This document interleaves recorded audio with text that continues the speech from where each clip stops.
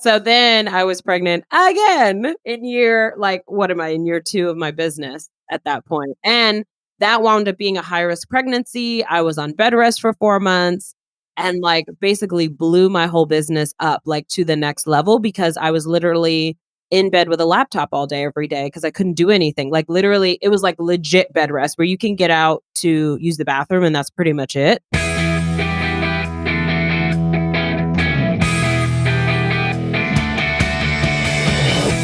You're listening to the MILF Podcast. This is the show where we talk about motherhood and sexuality with amazing women with fascinating stories to share on the joys of being a MILF. Now here's your host, the MILFiest MILF I know, Jennifer Tracy. Hey guys, welcome back to the show. This is MILF Podcast, the show where we talk about motherhood, entrepreneurship, and sexuality, and everything in between. I'm Jennifer Tracy, your host. Couple items of business. Welcome to April. I don't know how it's already April, but it is. And last month, for March, I chose the charity of She Rises. And this month is Children's Defense Fund, a beautiful organization. They've been around for a long, long time. And if you want to check them out, you can go to my website, milfpodcast.com, and look at my giving page. There's a nice graphic there, and then you can click on it, and it'll take you directly to their website. If you want to donate to them directly, please do. If you would like to write a review on iTunes for MILF Podcast, every iTunes review for the month of April, I will donate $25 to Children's Defense Fund. So check that out. Also, I'm doing this kind of cool thing. I decided to give away a 3-week class. I coach writers. I may have mentioned that. So I wrote this workbook and I'm giving it away for free. You just have to go to my podcast and kind of opt in for it. Not kind of opt in. There's a little pop-up. It says unlocked 21-day creative challenge. And there's an old timey typewriter there. You'll see it.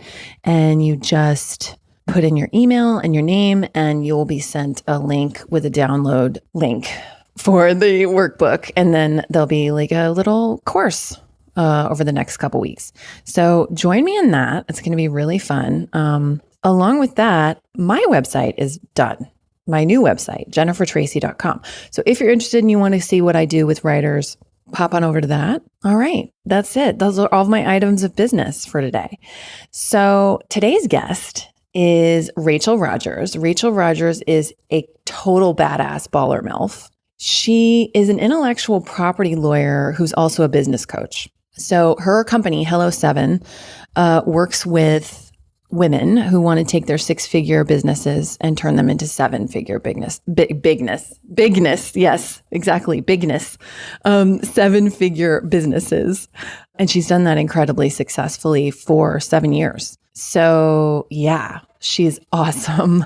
And let's see. So I really loved my conversation with Rachel. We had to meet on the interweb because she lives in North Carolina. But we did that and it was really great. I got to see her beautiful face. Thanks to technology. And I really hope you enjoy this conversation. I really did. Okay. I'll talk to you guys after. Hi, Rachel. Hello. I'm so glad to talk to you finally. Oh my gosh. I'm so glad to connect with you. This is really exciting. Yay. So can we start from the beginning? Where are you from? I'm from Flushing, Queens in New York City. Yeah. New York girl. I love it. Yes, definitely. So you were a city kid. Yes, I was. And the funny thing is I live in the country now. And now I'm a country girl. I can't live in a city. And in fact, if I go visit LA or New York, if I'm there too long, I start to get depressed. Literally after 5 days, I'm get me out of here. I need nature or water or something. Yeah. I think because, sometimes being a mom and also a business owner, life is intense enough. Yeah. I want my surroundings, my environment to be super chill vibes, I'm with you. I was in traffic. I live in LA and I was in traffic yesterday getting to my son's basketball game, which was across town. It took me an hour and a half to get there. I missed most of the game. And then I had to drive all the way back because I had a meeting at 6:45 p.m. And I just thought, there's got to be a better way. It's just gotten, I hate to talk about LA traffic as a topic, but it circles back to what you're saying about I live right in the middle of the city. I live in West Hollywood, and I'm at an age and a place in my life where I'm like, I think I need something different. I won't move out of LA, but I think I need to move where there's more trees and tranquility. Yeah. Of some kind. Dirt. And I think, yes. and dirt. And in LA, I do feel like you can get a lot of different landscapes, Yes. So like you could go high and be on a mountain somewhere or, closer to the beach, know. So I think, I definitely think you've got options there. Yes, it's available. So, okay. So you grew up in Queens, and then I'm just going to fast forward through a little bit of your childhood, but did you have siblings growing up? Yes, I have one, my sister Angela, who is still like my best friend and also huge pain in the ass, and I love her. Of course. Siblings are that. They are both. Always. And does she live in New York still? Yeah, she lives in New Jersey, right outside of New York. So whenever I'm in New York, I see her. So I just saw her a couple of weeks ago when I went to New York for the weekend. So yeah, we see each other probably more than we did when we both lived like 20 minutes away, just because we just both have crazy busy lives. And so now we actually make time to see each other, like schedule it, Yes. And then it's a nice concentrated amount of time. Yes. So you grew up there, and then you went to law school. Yes. And that was I'm always jumping the way plan. ahead, but it was always the plan. Okay. Yeah. And why was that? Because your parents were wanted you to go through academics, or what was that? No. Okay. Well, I mean, my father also did definitely put an emphasis on education. I remember we would get our report cards, like it would be like report card day. And we'd get home from school, me and my sister, and we'd kind of like line up. And my sister would go first and hand over her report card and either get praise or get reprimanded, maybe a little bit of both. Right. But I was a huge nerd. So I always, got mostly praise. So I would come and he'd be in his recliner and I'd be like handing over my report card, like, what do you think of that? Yeah. Although there was always remarks that I talked too much. That was the challenge. I always was a pain in the ass for the teachers because I talked way too much. And I'm like, look, now I talk for a living. See? That's right. Yeah. Yeah. You're very social. Are you a Gemini by chance? When's your birthday? No, I'm an Aquarius, February 16th. Okay. Yeah, that too. Yeah. Oh, you just had a birthday. Happy belated birthday. Thank you. So it was always the plan for you to go to law school. Your plan. Yes. Yeah. I mean, I decided at 8 years old. I think did? My mom used to watch courtroom dramas all the time. Like that was her favorite genre of entertainment. Yeah. And so I would watch, and, the lawyers were always like the heroes in the movies. And they were like, standing up for the little guy. And I was like, I want to do that. And I was already doing that. Honestly, I remember many times in my youth standing up to bullies and my friends being like, will you walk with me? Or like, will you say something to this bully for me? I was always that loudmouth kid that just had no fear for whatever reason, or just had courage. I wouldn't say I had no fear because I definitely had times where I was scared. Yeah. But I was just always willing to be like, no, this is unacceptable. So can you tell me one story from your childhood where you stood up to a bully for yourself or for someone else? Yeah, it was actually for someone I didn't even know. We were all, how like school lets out and all the kids are going, in their separate ways. But like I had a route that I walked where, 3/4 of the route I was with a bunch of kids, like everybody was going in that direction. And, so I'm walking with some friends and I don't even remember what grade I was in, but I was pretty young. I mean, I still remember it like vividly. I could see it now. It's crazy, but it must've been like probably maybe 3rd grade or something like that. Or maybe 4th grade, somewhere in there. And we're walking home and these 2 kids were like, had this other younger kid who was probably in my grade. And these guys were probably like 6th graders, maybe even 7th graders, right? Which like seemed so big and intimidating, right? To a 3rd grader. But anyway, they had him up against a wall and they were like telling him like, give us your backpack or something like that of his that they wanted to take. And all these kids are just walking by, letting it happen. And I'm going with my friends. And then like a couple of kids sort of crowd around to like watch. And I was like, no, don't do that. Like, stop that.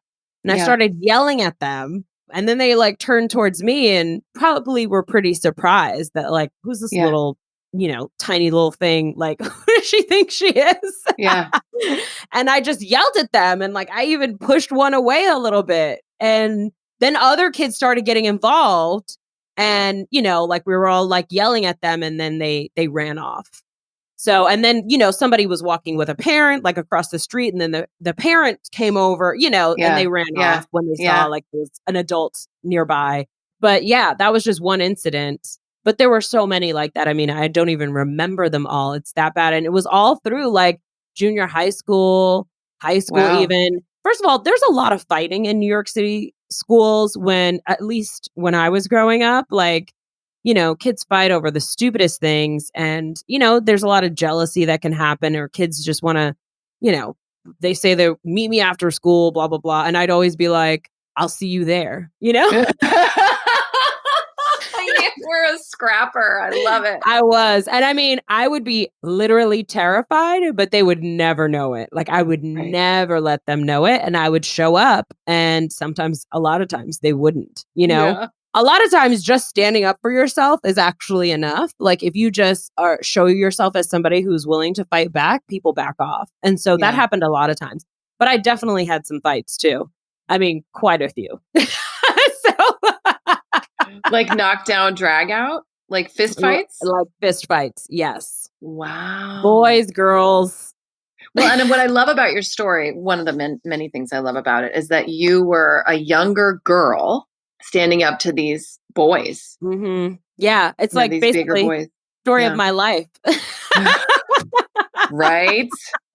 It's us against the patriarchy, right? Exactly. Yeah, I love that. So you were a leader from a young age. It sounds like that just came to you organically. Yeah. I remember even getting into a fight over my sister one time, like literally a fist fight, because some girl threatened her and like threw a glass of water or something at her. And I was like, hell no. So I picked up something, I don't even remember what it was, and threw it at her in response. And she probably didn't expect that because she was staring at my sister. She didn't see me, on the side there.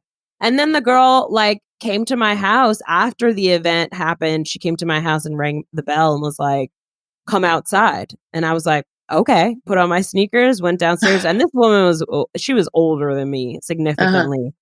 And me and her were fist fighting in the lobby of my building. And where were your parents when this was happening? My mom, I think she was upstairs in my apartment. She probably didn't know what was happening, or I think she must have gotten wind of it and eventually made her way downstairs. And that's probably when it stopped. But I mean, this is like, it's epic. Just commonplace. This is just inner city drama. Yes. And it honestly, like there are a lot of my friends, my husband, even they have way scarier stories, Yeah. I remember I was telling this to my therapist one time and she was like, her eyes were all big as I was like unpacking all of these stories from my child. She's like, holy crap. Yeah. I'm like, this is like so normal where I come from. Like, I don't think of it as like, oh, poor me, I was bullied, Right. Like that's not what I think of at all. In fact, it makes me feel a little bit empowered because I was always standing up for myself. And like there were, pretty much all the fights I had, almost all of them were with people that were bigger than me because they thought that they were going to intimidate me. And I was just like, I'm not having it. You got the right one today. I love it. So yeah. And that's sort of, and I think that's just how I roll in general. Anyway, I think there's something in me that always just was like about, I guess, justice in some way. And, like not letting people take advantage. I don't know. It probably comes from my dad, but I'm just kind of like, nope, not having it. I love that. I love that. And so then you went to law school, and what was your focus in law school? In law school, my focus was becoming a lawyer. So I really had no idea what kind of law I wanted to practice. I mean, I think I thought I would work for a nonprofit or something.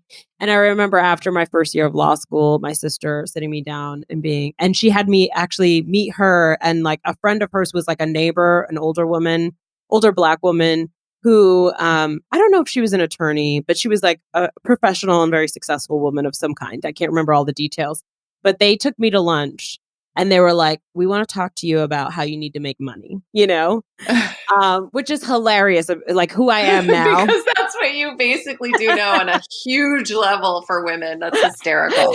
Back then I was like, no, I just want to, work for a nonprofit and help people. Yeah. And they were like, honey, you need to get this money, Yeah. So then once I had that conversation, I was like, all right, let me think about that.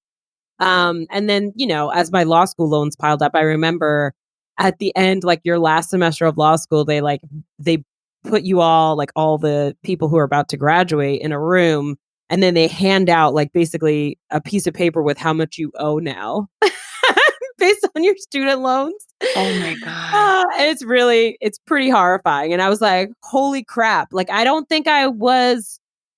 know. And I bet you this happens to a lot of law students because you're just so focused on like, I got to get the grades. I got to do the internships. I got to interview for the jobs. I was flying all over the country interviewing at various firms. Like, you're just so trying to make the things that you're supposed to happen. You're trying to check all the boxes, and it's not easy. It's very competitive. So that you're not even thinking about how much it's cost you, like this 3 years of law school has cost you. And I had scholarship money too. Like I had scholarships every year, and it still was an enormous sum. So I was like, yeah, I'm gonna need a job, I'm gonna need to get this money. So I clerked for a judge for a year. And then after that, I actually started my own practice. But I really was like, I need to figure out law firm or something else. But I have to figure out a way to pay off these damn loans. I have to, first of all, now I'm in the hole. So how do I get back to zero? And then once I get back to zero, how do I, build from there? So I and I always was going to be somebody that helped people, but I needed to find a way to make it work for me too. And so you started your own law firm. And how old were you when you did that? I mean, a year after law school? Yeah. So I must have been, impressive. What am I? I'm in year 9 I started my practice in 2010. So how old was I then? I was 28. When I started my law practice. Yeah. So it was right after I clerked. I went to law school, clerked for a judge for a year. And it's only 1 year, and then they kick you out after because they have another law clerk coming in. And it's a very, it's a prestigious, experience. And it's usually a good, I had several job offers from that clerkship, but I didn't want any of them because, to be honest, law school was a little bit traumatic for me.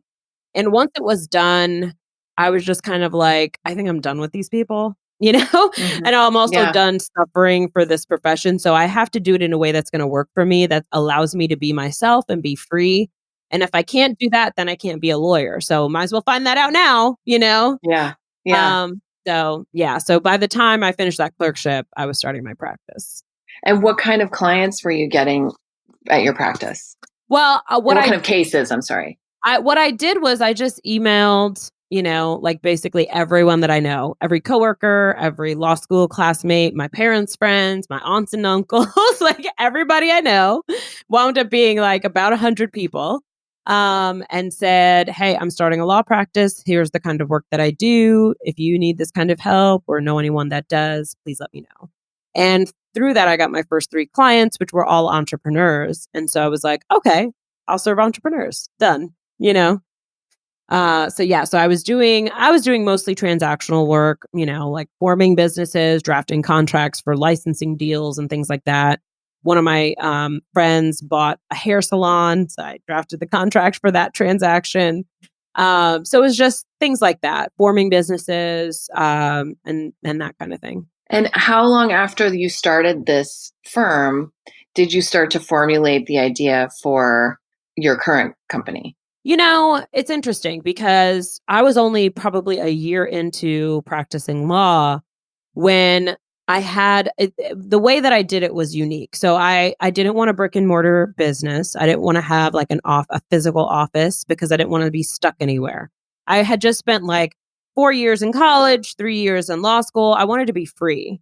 And to give you an example, like when all of my classmates were taking the bar, I was in Thailand with my husband, my brand new husband, backpacking for 3 weeks. Or actually, no, sorry, 7 weeks. 7 weeks in Thailand. We went to Hong Kong. And we were just like traveling for like almost 2 months. So, and then I took the bar in January instead of doing it in July when all of my classmates were doing it. So, anywho, I have a rebellious nature, as you can see. Yes, I love it. Like everybody's doing that. Fuck that. I don't want to do that. I love it. So anywho, yeah. So I think about a year into my practice, what happened was I created a virtual law office. So I was practicing online, and there was like this new software that allowed you to have basically like bank level security in your conversations with clients, right? And that's probably pretty commonplace now, but back then that was like pretty new. And so I, used this technology and was like, I'm going to start a practice and live anywhere that I want. So we actually moved to California at that time. We were living in San Luis Obispo for about a year. And we moved around a lot those years. And during that whole time, I was running my practice, same set of clients, because it was all transactional. It didn't need to be in person, and I didn't have to show up to court. So it worked out. And because I was doing that, and because it was a unique way to practice law, I got a ton of press. So I got some like really nice national media. And because of that, all these attorneys were following me, and they would say like, hey, teach us how to set up a virtual law practice like you have.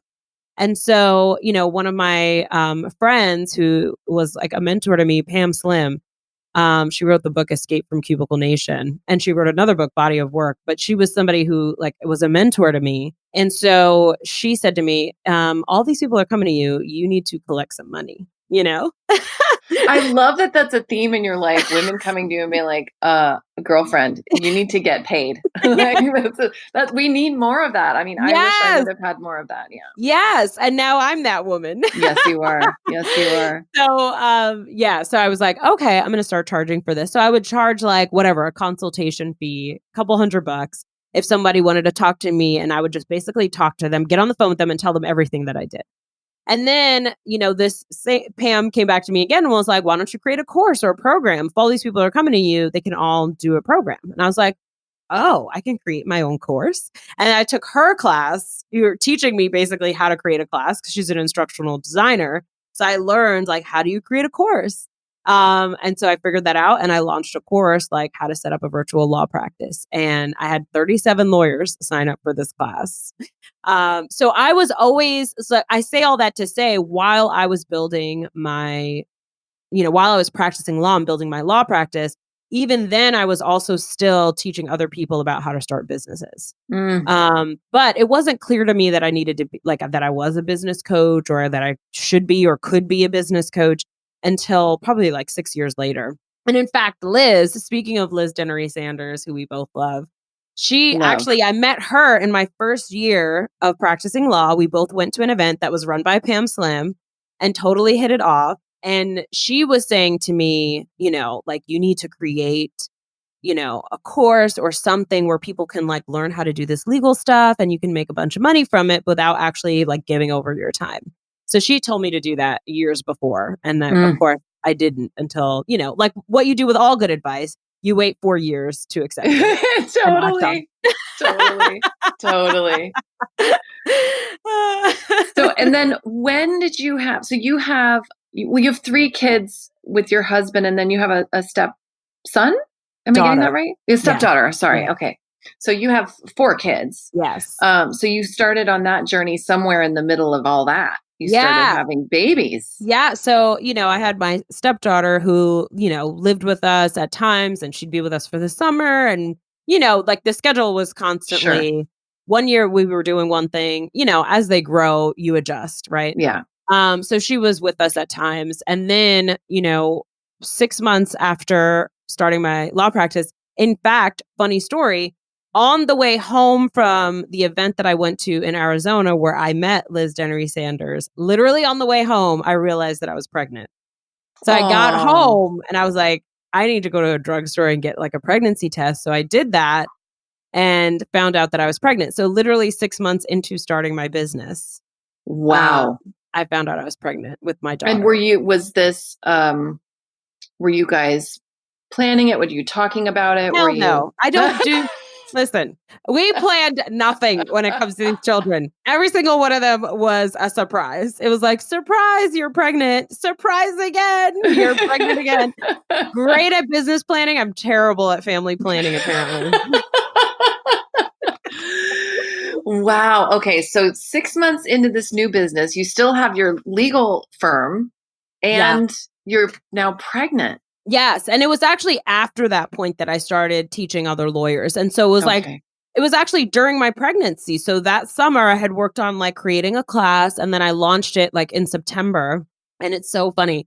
I launched it, made a bunch of money, which at the time was like, I don't know, $4,000 I think I made from selling the course, because it was like $200 a person, which is insane for what I was Yeah. teaching them. Yeah. But some of them, one of the women actually who took my class way back then, she came to an event that I did last year and told me she made $400,000 in her law practice from what I taught her. Like, she had a $400,000 Wow. a year law practice from what I taught her way back then. Isn't that crazy? I was like, that is the best story ever. That's I love amazing. it. That's amazing. But anyway, so I made like $4,000, which was enough to pay my like cheap ass rent for like 4 months. So I was like, great, maternity leave done, you know? Yeah. And so that's why I did it. But my daughter came 2 weeks early in the middle of the class. Oh my God. So literally I was like, class is canceled because I'm in labor. Oh my God. And so I had to like push it back 2 weeks. So I was like, okay, no class for 2 weeks, and then we'll come back and finish the last 2 lessons. And so, I was there teaching my class with my 3-week-old like on the boob, and I'm teaching the class. Wow. So it was hilarious. So this has been my journey, like just, figure it out, make it work, the whole way through. And that's what it's been. So yeah. So now I have like, we have a nanny, I have a personal assistant. Like, now I have a bigger house. Like, I have all kinds of help and stuff that I'm like, it's pure luxury, because this is all like, this did not start out this way. Yeah. Not at all. Interesting. Well, and your husband is also extremely supportive. You've talked about that you guys have like you're a great team. Yes, for sure. He's basically like the opposite of me in almost every way, which is hilarious. But yeah, he's supportive. And I had like several times throughout this journey, he's worked at times, he's been in school at times while I've been building this law practice, and my business beyond that. And there were a few times where I literally talked him into quitting his job because I was like, listen, literally I had my daughter Riley, and I'm like just celebrated 1 year in business in September. And then she was born October 2011. And so, then the following year, now we're in, September 2012.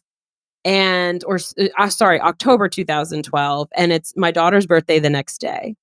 And I was like, something's not right. I feel weird. I'm like, I can't be that I'm pregnant, but like, let me just take a test just to be sure.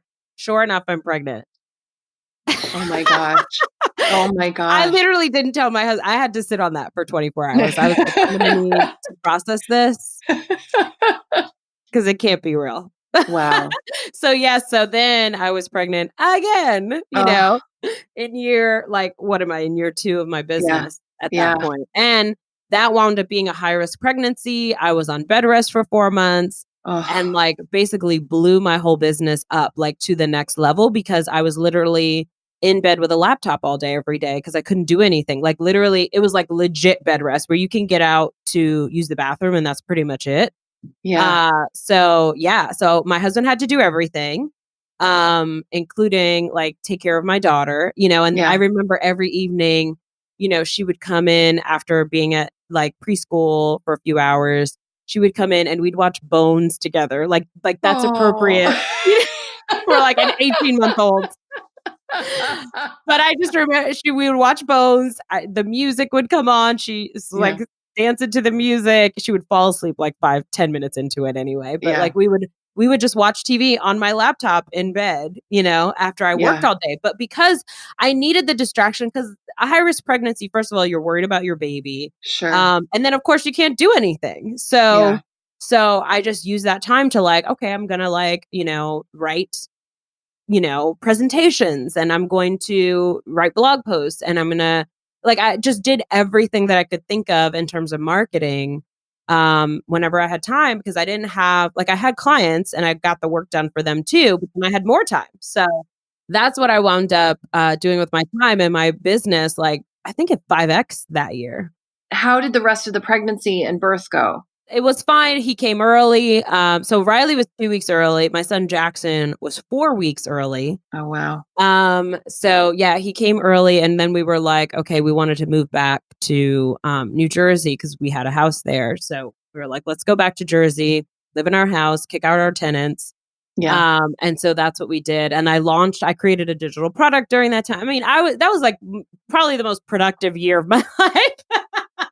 That's incredible. And 2 babies. I mean, for me, I'll speak for myself. And this is just what's so interesting. Like when I had my son, and this is part of what the birthing of the podcast was, I was so stuck. I had postpartum depression. It went undiagnosed for 2.5 years. And that was because I didn't know that I had it, and I didn't ask for help. But if I would have gotten treatment. But I could barely function just on the day to day. Now, I didn't have my husband at the time. I'm divorced now. My husband at the time was out of the country, out of town, and then out of the country. So I was alone. But more than that, I just didn't have.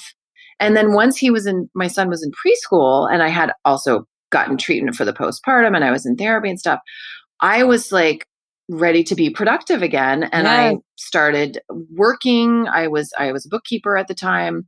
And then I started writing a novel. I hired a writing coach. I was like, I'm going to write a novel. And I was like, wow, where's this woman been? Yes. And so for me, what's interesting is listening to you talk, and your experience is that here you are with a babe at the breast, and birthing another one. And you're just full on creating this business. Yeah. That is so impressive to me. And like, I love how you, and just in talking to you just in the last 30 minutes, like you just have a very this is such an old fashioned phrase, but like a very can-do attitude. Like you see something you want and you're like, oh no, I'm going to do that.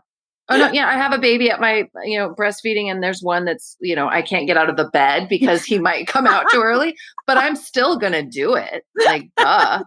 Like that is amazing. Well, to be honest, I think part of it is like necessity, like I felt like, okay, this sense of urgency and responsibility to take care of these children. And remember, I still had that pile of law school loans, so I really didn't. And I was the breadwinner for my family. My husband was in school at the time and like working part-time jobs while he was in school finishing his bachelor's degree in economics.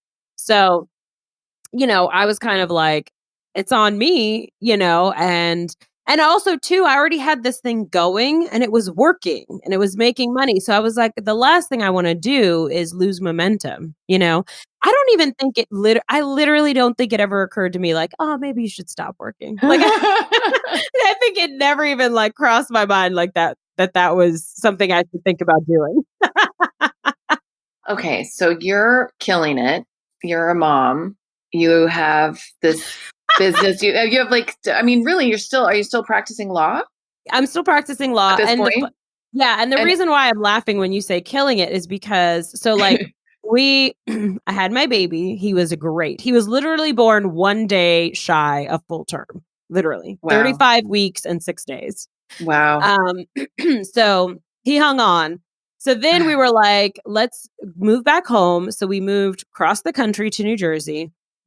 We moved back into our house. Our house was a disaster from the tenant. So we had to have like carpet picked up and like things removed. It was devastating when I walked back into my house. So we had to have a whole bunch of work done that we really wasn't planning on, and I have launched this product, Small Business Bodyguard, super successful launch. We made like $80,000 from like the first week of sales, which was great. So all of this is happening. And then I get to, on the other side of that launch, we move into our house and I have basically, I don't want to say a nervous breakdown, but something close to that, where I'm like holding it together for all this time. And it's kind of like, as women, it's almost like, let me schedule, when would be a good time for me to have a nervous breakdown?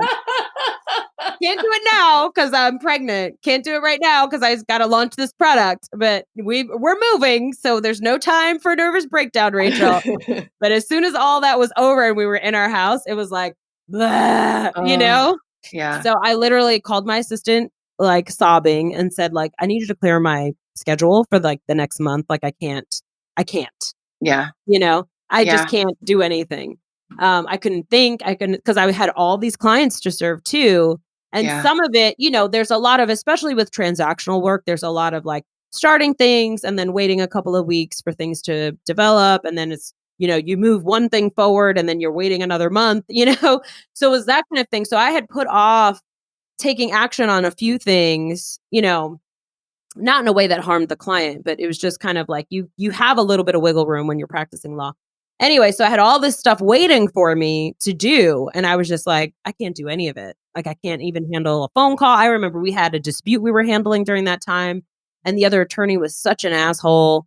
And it was just like all of it. I was just like, no, I just don't have the mental capacity to do it. I don't know what to tell you. Like, there was nothing else I could say. So, I told my assistant. She called my, law school classmate who had helped me out before during, maternity leave, and was like, hey, can you handle all of this stuff? And we'll just, I paid him, I think half of he was just starting his practice. So I paid him half of the, all of the fees, and he just handled things. And I just like had a mental month of veg, laying on the couch, watching Downton Abbey. You needed some downtime. Yeah. You've been running a marathon. Yeah. And my husband and I went whilst giving birth to two children. Oh my God. It was bananas. Yeah. Because I remember during that time, people would always say to me, like, you're amazing. I can't believe all you've accomplished. You're superwoman.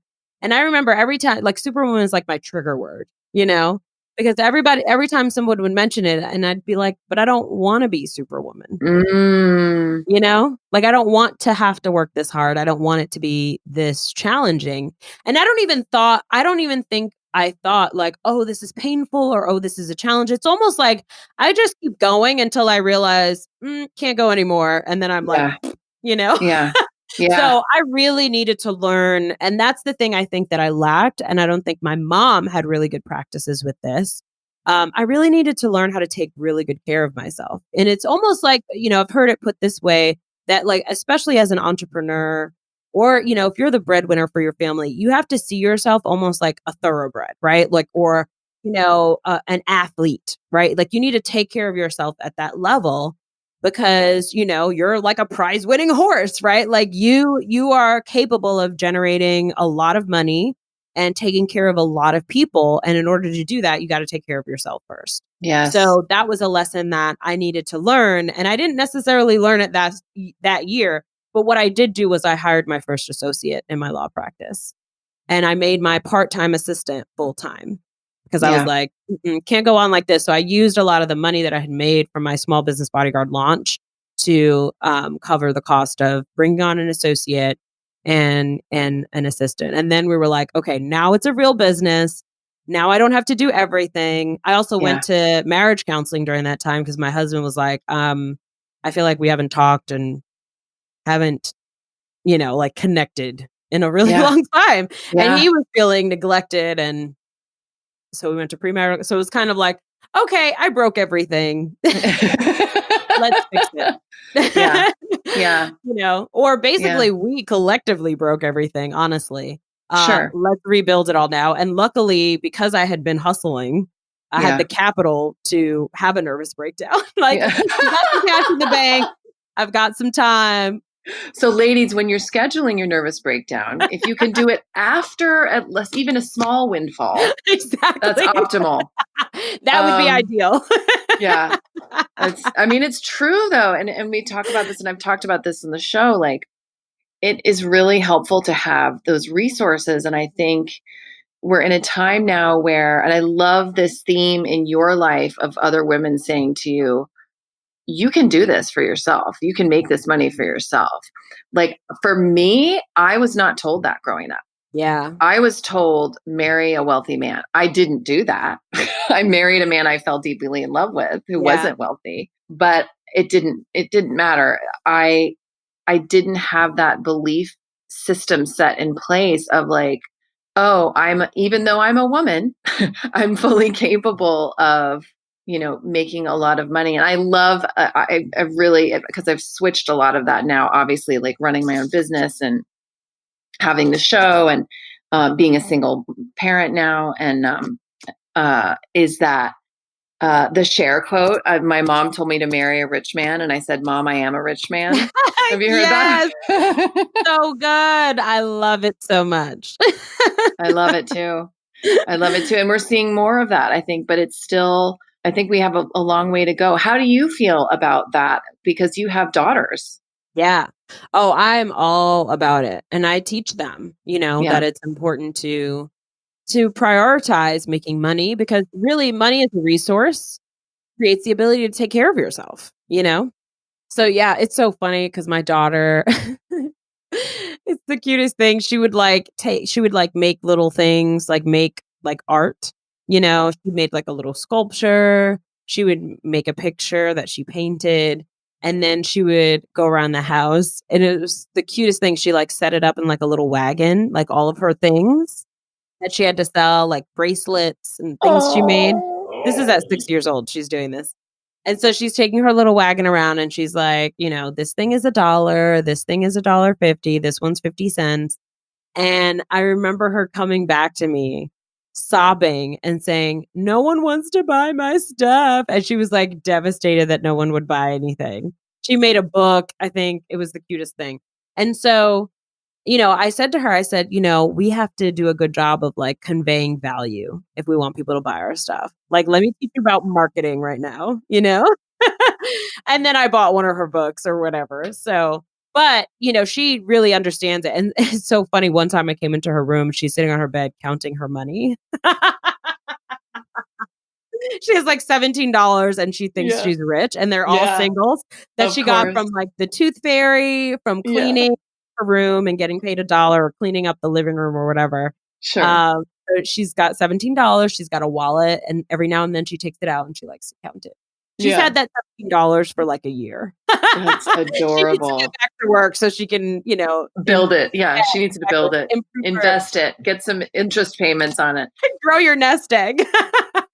But that's so true. It feels good to have that earning, just know that you have that earning capacity for yourself, and you can be self-supporting and self-sustaining. Yeah. And that you should be proud of your money, and you should be proud of making money. And it's not something to feel shame about, because I think with women, it's kind of we all need to be altruistic. And yes, I help people 100%, but I also deserve to get paid for the value of my work. I think we undercharge for our services. And, I think that is pervasive in our society. And that's something that I'm setting out to change. And that's why I'm so vocal about how much I'm making. And I always talk to women about their money, and know your money, look at your money, love it, roll around in it. You need to know these things, because that's how you get more of it. And there's no shame in being successful, because that's essentially what society tells us. You should feel ashamed for wanting money or talking about money or whatever. And I'm if you're a woman. Yeah, only not if you're a man. If you're a man, you should be exceedingly proud, you know?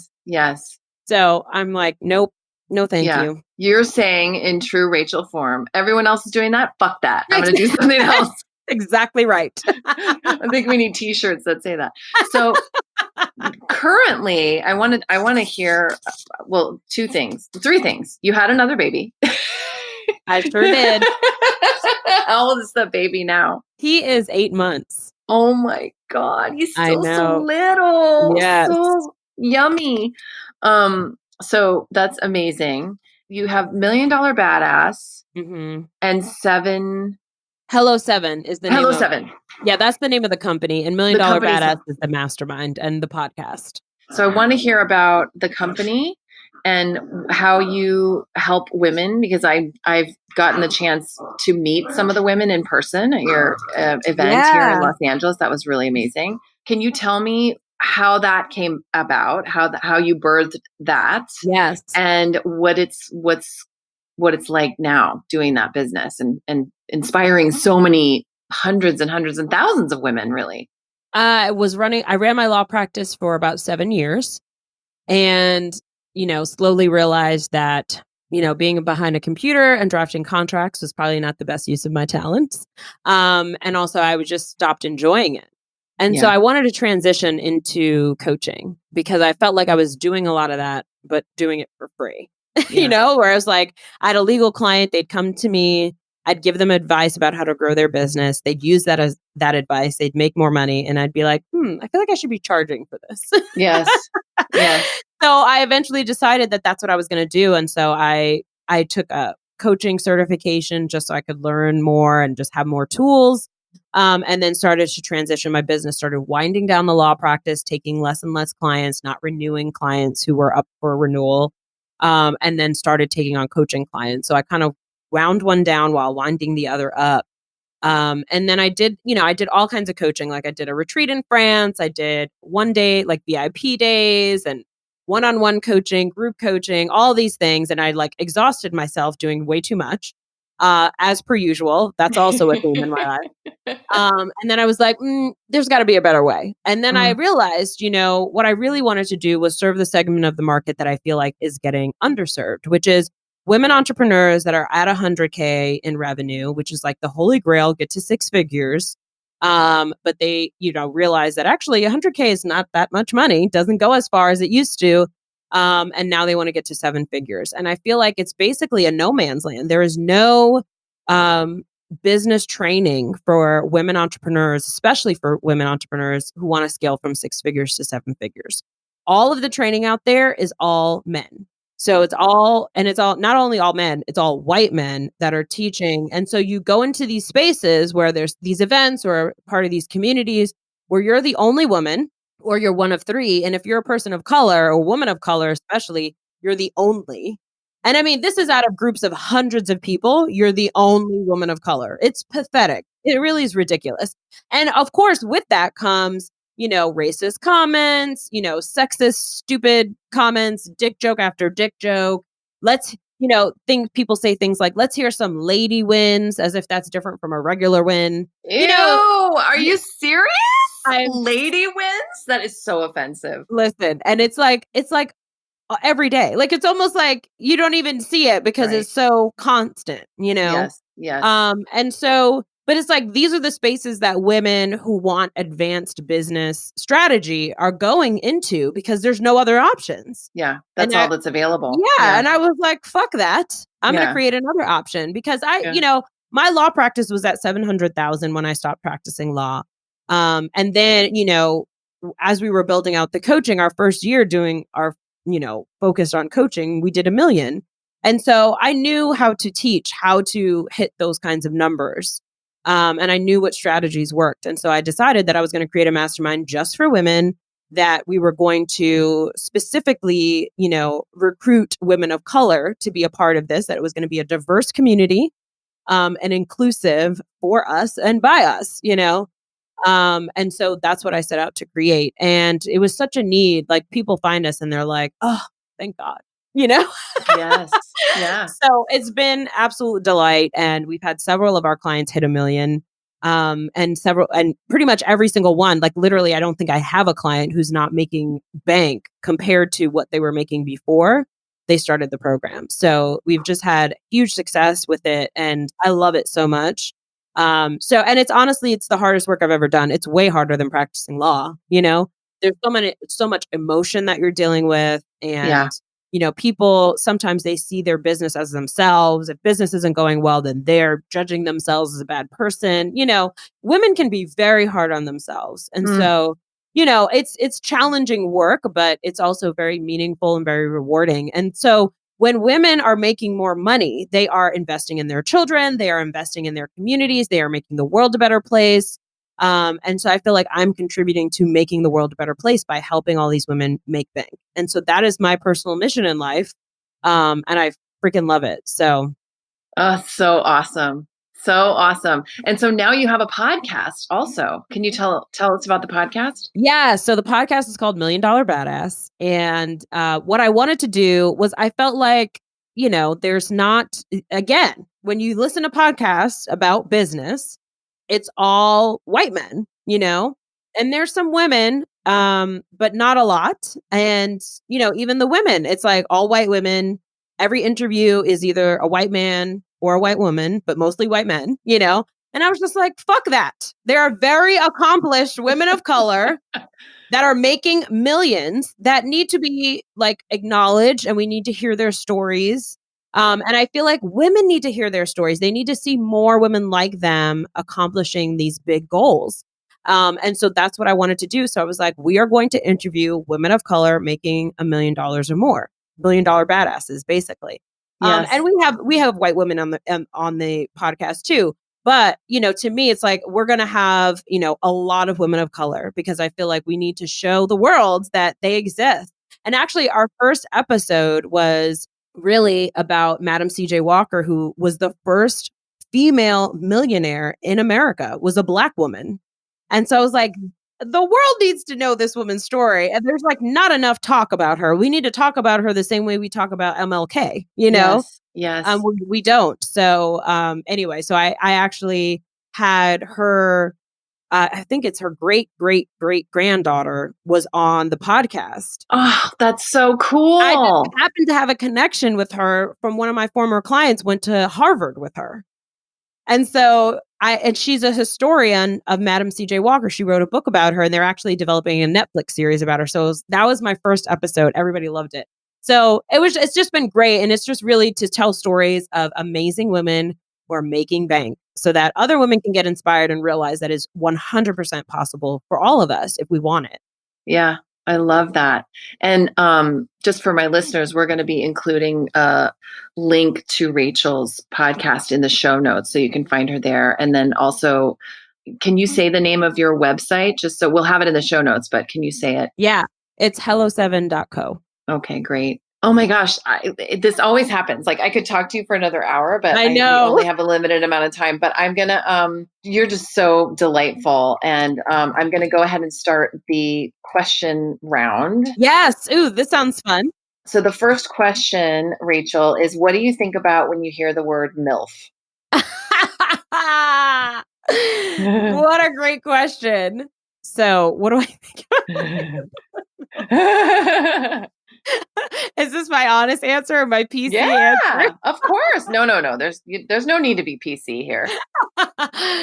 Well, what I think about is what was that movie that it's from? American Pie. That's exactly, I think about American Pie. Yeah. But then I also think about, what I think about is moms who are hot, like moms who, and what I think of is not just like hot in the terms of whatever, stupid frat boys think is hot, but I'm referring to like moms who take care of themselves, who look good, who feel good, who exude that kind of confidence.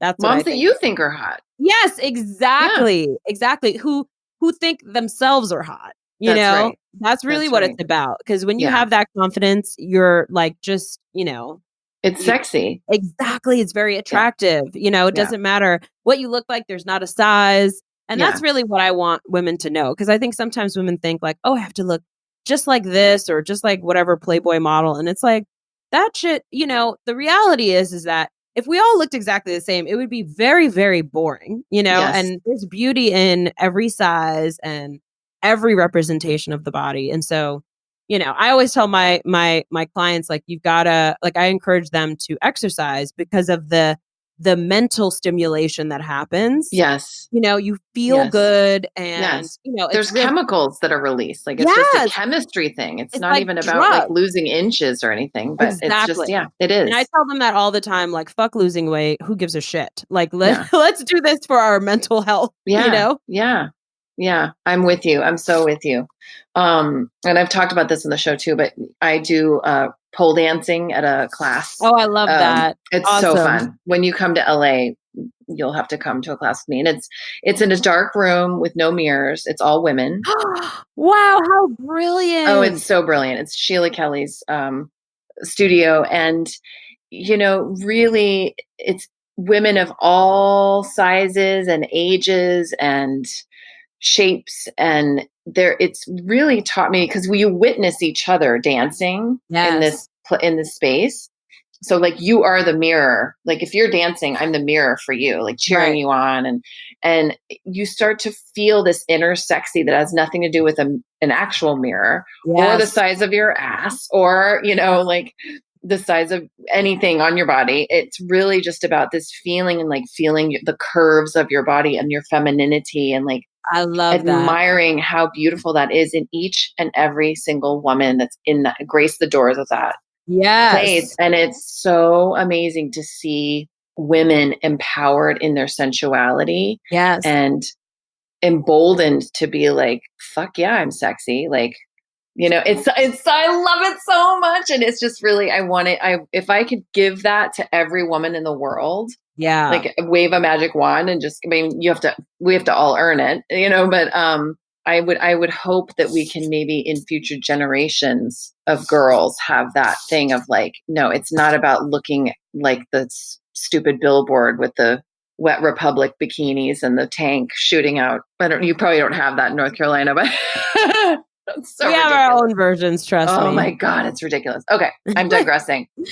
What is something, Rachel, that you've changed your mind about recently? I think the thing that I've changed my mind about, speaking of working out, is Pilates, randomly enough. In what sense? Well, because I think I've tried Pilates before and I was like, this is super hard and it's not for me. And I used to think that I couldn't do challenging fitness things. Like that wasn't for me. You know, I'll go for a walk or whatever. I'm too evolved. I'm too intellectual to care about hardcore fitness or whatever, you know? Uh-huh.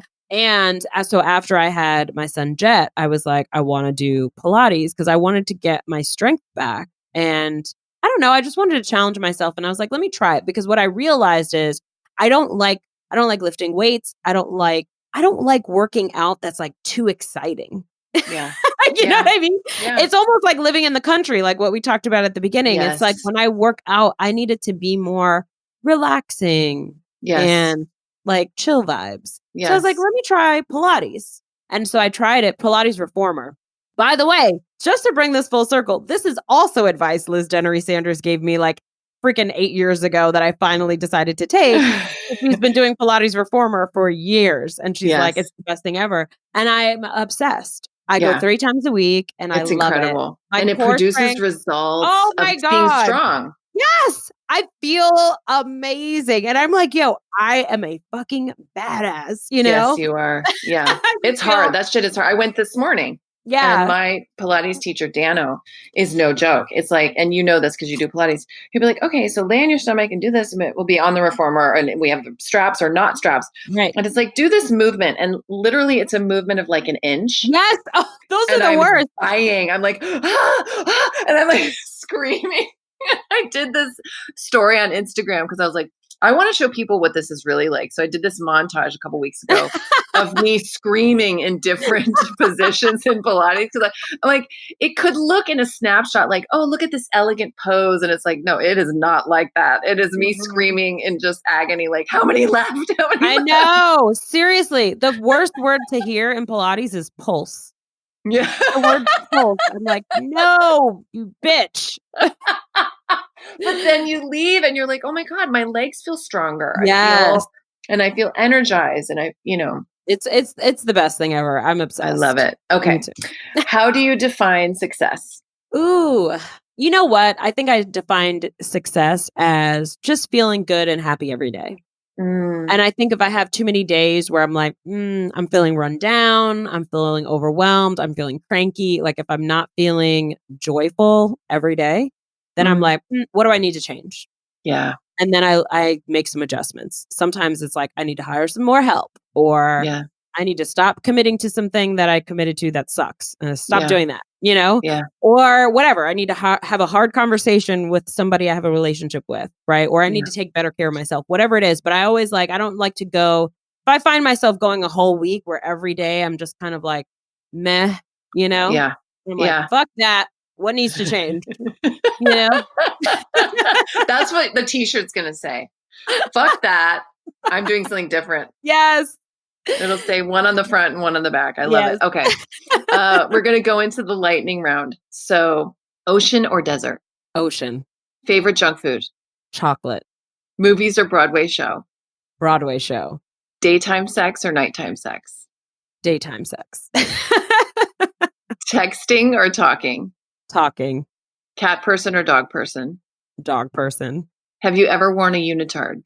I have. I totally have. Oh my gosh. You already said this, but so ice cream or chocolate? Definitely chocolate. I think ice cream is totally overrated. What kind of chocolate? Dark chocolate. Ooh. Preferably with hazelnuts in it. Oh, yes. I don't like milk chocolate is dead to me. I only like dark chocolate. Got it. Yes. Okay. On a scale of 1 to 10, how good are you at ping pong? I think I'm a 2. What is your biggest pet peeve? People who complain too much. If you could push a button and it would make everyone in the world 7% happier, but it would also place a worldwide ban on all hairstyling products, would you push it? I would 100% push it. Oh my gosh. And I use a decent amount of product too. Decent amount. I love it. A decent amount. A decent amount. Not an obscene amount. A decent amount. Decent amount. That's so cute. Superpower choice. Invisibility or ability to fly? Definitely ability to fly. Would you rather have 6 fingers on both hands or a belly button that looks like foreskin? I'll take the 6th finger. That'll be helpful. It'll be useful. You get more done. What was the name of your first pet? Cookie. What was the name of the street you grew up on? 45th Avenue. So your porn name is Cookie 45th. That sounds like,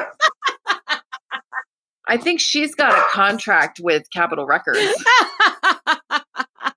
Cookie 45th or Cookie 45. That's Cookie good. 45. That's better. Cookie 45. Yeah, that's a good ass name. Somebody should take that. That's a great name.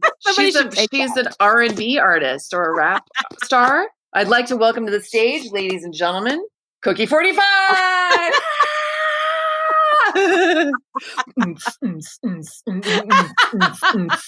Right? Hilarious. Oh my God, Rachel, you're such a treat. Thank you so much for being on the show. Thank you for having me. This was a blast. Hey guys, thanks so much for listening. I hope you enjoyed my conversation with Rachel. If you head on over to milfpodcast.com, you can access any show notes for the show and a full transcript of the show. Any of the stuff we talked about, there will be links. Rachel's website, her social media, all of that stuff is on there. And while you're there, please, please, please subscribe to the show. No matter what platform you're listening on, most of them have a way to subscribe. And it really helps me, helps my numbers, and helps me keep being able to give this to you guys every week for free. I love doing it. It's such a passion project for me. And I've learned so much, and I've gotten the opportunity to meet so many phenomenal, remarkable women and bring those conversations to you that I want to keep doing it. So please subscribe. Please take a moment and write an iTunes review. And remember that for every iTunes review I get in the month of April, I will be donating $25 to Children's Defense Fund. Next week on the show, we have CEO and co-founder of Cool House Ice Cream, Natasha Case. On the show, I went to the Cool House headquarters and interviewed her there, and it was amazing. And afterwards, I did get to go next door to their brick and mortar ice cream shop in Culver City, and they gave me ice cream. It was phenomenal. Anyway, I can't wait to talk to you guys next week. Thank you so much for listening. Bye.